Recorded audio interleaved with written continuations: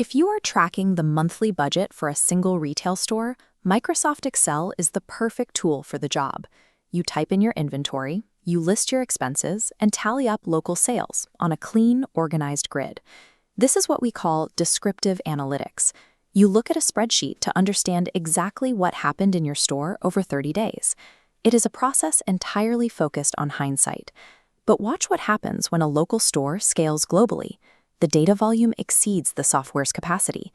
Clean tables multiply and fracture into overlapping grids, the Excel ceiling. Manual copy and pasting leads to costly errors. These fractured spreadsheets funnel into a restricted pipeline, bottlenecking the entire system. When your tools cannot process the volume of your transactions, your growth hits a technical wall. If the pipeline is broken, the expansion stops. The ultimate solution to this problem is Python. While it is a programming language, its true leverage belongs to the business professional. Python bypasses these bottlenecks entirely, handles massive datasets with limitless scalability, connects to cloud data without choking, and automates repetitive workflows, so human errors drop to zero. It achieves this power through libraries. When the central core receives a new library block, it instantly expands its processing nodes. Pulling back reveals the broader environment, the data ecosystem. This IT architecture links data collection, storage, and analysis into one living network. Transitioning from a spreadsheet to a Python ecosystem shifts a company from merely surviving its data volume to actively weaponizing it against competitors. Businesses use a chronological roadmap to transform raw digital information into strategy. It is called the data project lifecycle, and it follows a specific sequence of steps. Step 1 is sensing and collection. A marketing team will deploy Python scripts to automatically scrape the web and use APIs to constantly gather external intelligence. Look at the volume in this digital pipeline. Python pulls thousands of competitor pricing updates every hour, creating a relentless flow of market intelligence.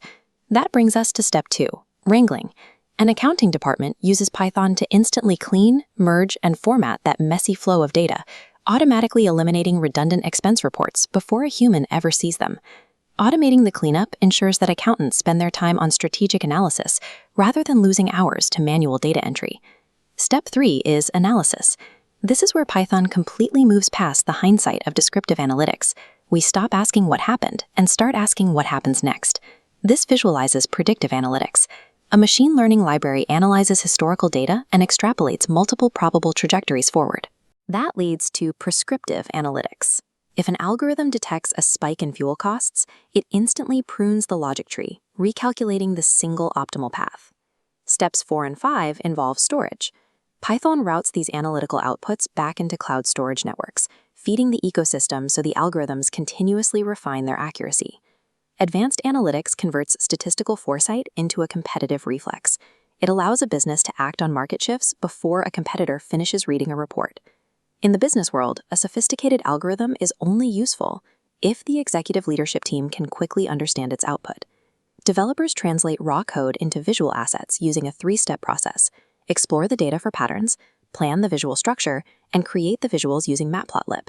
The result is an interactive dashboard. Thousands of rows of predictive sales data are rendered into a color-coded interface that instantly highlights market risks and opportunities for the leadership team. This visual clarity drives the ultimate objective of this entire technological pipeline: data-driven decision-making, or DDDM. DDDM replaces executive gut feelings with factual foresight. Every strategic choice and market pivot is guided by hard metrics to ensure every choice aligns with the company's goals.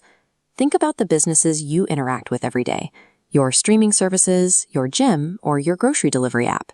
Given the scale of their data ecosystems, what prescriptive decisions are those companies currently making behind the scenes using your personal data?